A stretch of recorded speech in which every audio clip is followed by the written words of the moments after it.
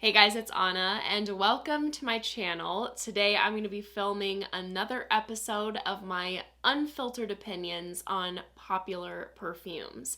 And if you are new to this series, this is where I talk about a bunch of fragrances that didn't work out for me. Either I thought they were amazing but didn't quite suit my taste. I mean, obviously, none of these quite suited my taste, but others I really don't like. Before we proceed, we have the usual disclaimer. Gotta throw it out there. These are obviously my own experiences, my own opinions. You will have yours. And at the end of the day, I'm happy for you if you love your perfume. That's literally all that matters when it comes to choosing a perfume that's right for you. Doesn't matter what I think.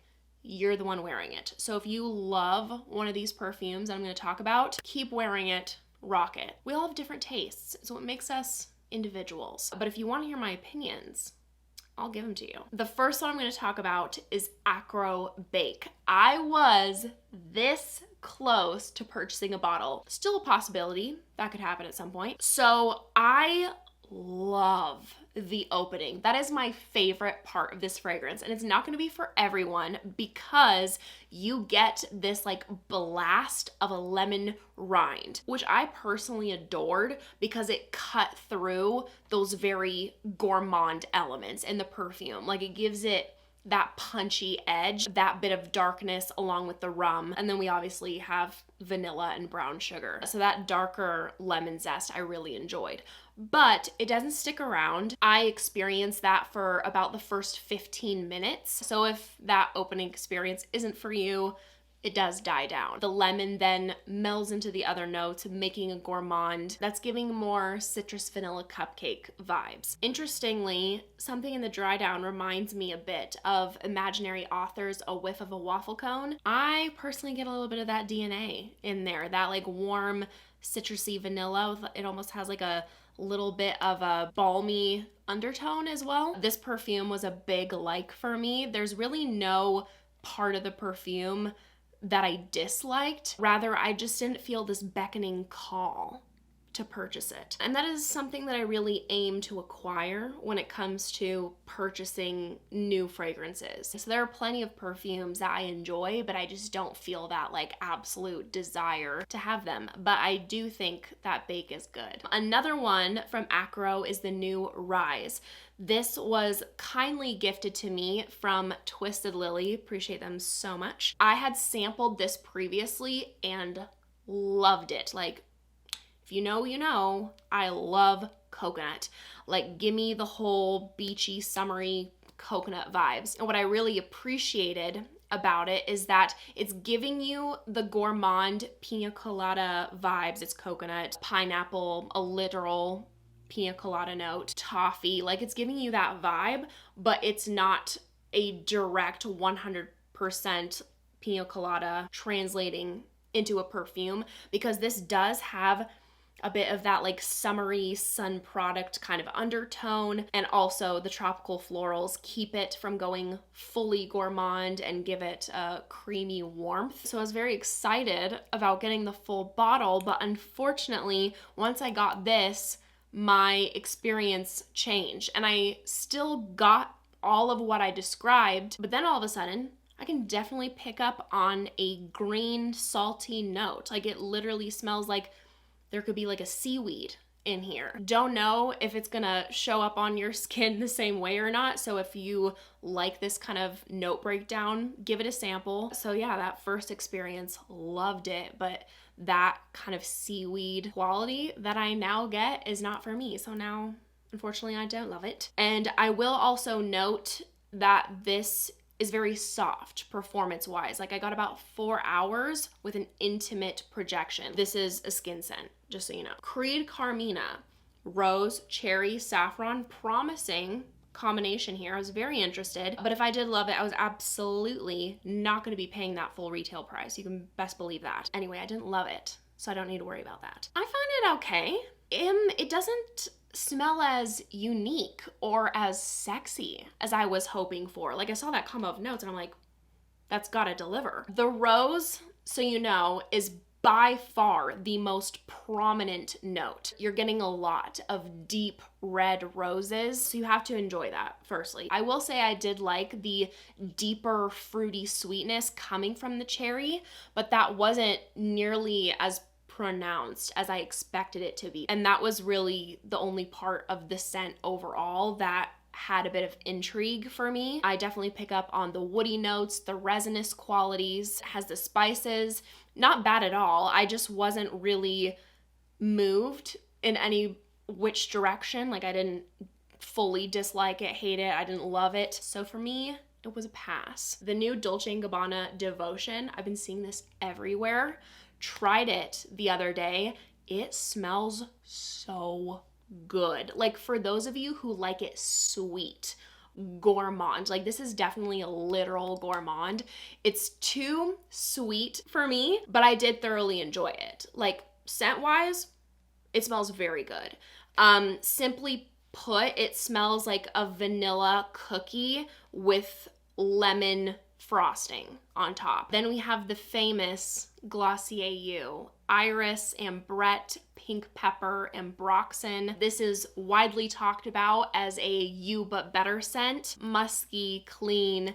Perfume-wise, I was underwhelmed. I get all the notes listed, translates to me like a musky, powdery, kind of paper-like smell, and then I really struggled to smell it. However, I figure I'm probably a bit anosmic to it. I will say that I do have the Glossier You deodorant, and that is my go-to favorite. And I can really smell that on me, and it just pairs beautifully with so many different perfumes, and it does have that like you but better, clean, subtly sexy vibe to it. So the perfume wasn't impactful enough for me. However, I can see why other people love it. Jo Malone Ginger Biscuit. The name is exactly what you should expect. This is literally smelling like gingerbread cookies, and it smells amazing. Who doesn't love the smell of gingerbread cookies? Too gourmand of a perfume for what I'm looking for, but I think it smells yummy. Ginger, caramel, cinnamon, vanilla, nutmeg. You like it sweet, you want to smell like a cookie, you want to smell like the holidays, highly recommend checking it out. And although it does smell like a literal gourmand because it's Jo Malone, it isn't a dense, very strong gingerbread cookie. So it's not overwhelming in that way. I've been seeing K Camelia K getting a lot of hype. To me, this just smells like a slightly better done designer scent, namely Givenchy L'Interdit Rouge. And listen, I got nothing against a designer perfume. I have plenty. My thing is I hate the note of orange blossom, just like across the board, but then even extra how it's done in designer perfumes and getting that typical kind of profile, that DNA is not for me. This has orange blossom, dragon fruit, blood orange, tuberose, vanilla, ginger, jasmine, tonka, and a touch of patchouli in the base. I think if you enjoy orange blossom and a lot of designer perfumes, you're probably gonna love this. And I do overall think it's a bit better than what I typically experience when it comes to those kind of profiles. But just in general, these kind of scents aren't for me. And you are paying more here when you could be getting something very similar at a more affordable price point. The new Born to Stand Out Sugar Addict. Again, this is one for people who like it sweet. Too sweet for me, and I will say this performs very well. Like, this is strong. You're gonna get loads of that tonka note. In fact, that particular note reminds me of how the tonka is done in commodity milk. So if you like that perfume, I'm pretty sure you're gonna like Sugar Addict. So it smells good, but overall it's like too cloying for me. It's sugar, vanilla, and tonka. Maison Crivelli's Oud Maracuja. Hard pass. I have die-hard favorites in this brand, like some of my ultimate top favorite perfumes. But this one, I could not stand the leather, oud, and labdanum. It was that on 10. Like, first of all, Maison Crivelli fragrances are so powerful. Like, their performance is amazing. So obviously you gotta like the smell of what you're getting. It just, to me, came off as too much, too dark, and I was absolutely getting an animalic vibe. I did really like the passion fruit though, and the other blend of fruity notes. Like, that was a really enjoyable pop, but it was absolutely masked by the animalic darkness. Vilhelm Faces of Francis was a like for me. Very interesting perfume, very unique, definitely one to sample first. Such an interesting combination of notes I would never think would go together, but it does work. I get loads of that sweet saffron in the opening with a little bit of pistachio and a soapy feel from the aldehydes. That was a note that really concerned me because aldehydes is usually a big no for me, but this didn't come across as abrasive or harsh. And this is also not a linear scent. It drastically changes throughout the life of the wear. As it dries down, it gets more woody, smoky, kind of feels like you're sitting by the fireplace. I get those kind of vibes, and this is a unisex fragrance. I liked it. It was interesting. BDK Passoir Extrait. So in the original, to me, this perfume comes across like a super fruity pastry or tart. Like, I can literally smell the crust. I don't know if it's just me, but that's what I get. So I thought the scent smelled good, but wasn't me whatsoever. Like, for some reason, the Passoir DNA feels a bit cloying to me. With the Extrait, I still get that fruity pastry tart vibe, but I don't pick up as much of a crust in this one. It's orange, pear, quince, peach, very creamy. We have vanilla, some white florals, a little bit of ginger and patchouli. I can see how people love this, and I can equally see how people don't. The DNA just isn't for me, and it's very fruity and sweet. I found Fragrance du Bois lovers to be quite disappointing, especially when you're marketing love, you know? It's another patchouli, dry soapy rose, saffron woody combo. It smells similar to Cavort, which I would hope that they would create something that stands more on its own. I do prefer Cavort though, and the saffron in Lovers smells very screechy and just gives me a headache. Atelier Ors Pink Me Up. Loved the opening, like bougie blackberry champagne with some bergamot. The dry down, however, not interesting. Quite generic. Doesn't smell bad. It smells pleasant, but I'm like, and it's a fruity rose with musk and patchouli. You got this pink gradient bottle, gold flecks throughout, and this is what I'm getting. I feel like you're paying for the packaging here, and I personally would not pay that price for that profile. I will now go over several from Sospiro, the first one being Dolce Melodia. I liked this one. This was fun, very girly, smells like a sweet gummy candy to me. There's blackcurrant, pear, vanilla, florals, citrus, very easy to like girly perfume, and overall it has like a very young character to it. I'm gonna upset people. It's not like I haven't already. Vibrato. I was so curious about this because I feel like everyone is talking about this being such a unique, incredible citrus perfume. It honestly doesn't smell that original to me. And I smell it and I think of a more typical citrus masculine profile. It's citrus, ginger, patchouli, musk, wood. It smells good. I'm just not blown away by it. Bel Canto was a big like for me. I would recommend this over Fragrance du Bois Santal Complete if you love that profile. My favorite part of Bel Canto was the opening. It was in the opening that I felt like the notes popped more. Really enjoyed the kick of citrus in the opening, in addition to the violet, sandalwood, vanilla. It definitely has a coconut vibe with a little bit of earthiness as well. And as it dries down, it blends together into that familiar Santal Complete balmy feel, which I've always liked the scent of, but I wanted more from it. And how my nose picks it up and how I read it on my skin, it just has mainly like a lotion, balmy kind of experience. Next up, I've mentioned this in a recent video, but the Erba Pura DNA has never been for me just because of like how the musk comes across. It's like very headache inducing, unfortunately for me. However, I will say I've tried many fragrances with that kind of profile DNA,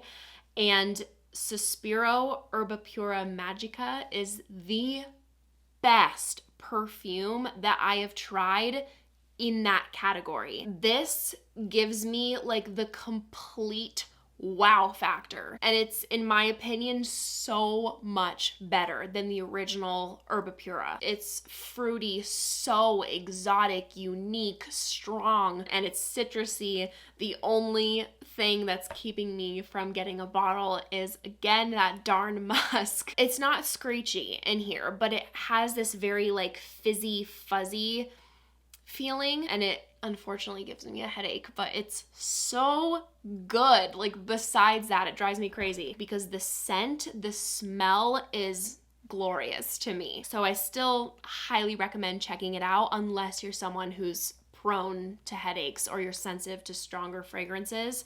I'm still holding on to my decant in hopes that one day it won't give me a headache. We will see, we will see. And then the other one that I loved from the line is Contralto. This smells so close to Byredo's Bal d'Afrique, but slightly less citrusy and also has a touch of a fruity tone. Literally ignore the note breakdown because it does not give an accurate representation of how it smells. I would buy it if I didn't have already Bal d'Afrique, but it's so good. Like, it comes across as a chic, cool citrus with wood, some fresh spiciness, and a little bit of like a fruity sweetness. The last two I will wrap up with Stefan Humbert Lucas, starting with Sand Dance. I had a rough experience with the opening. The opening was just awful for me. Like, too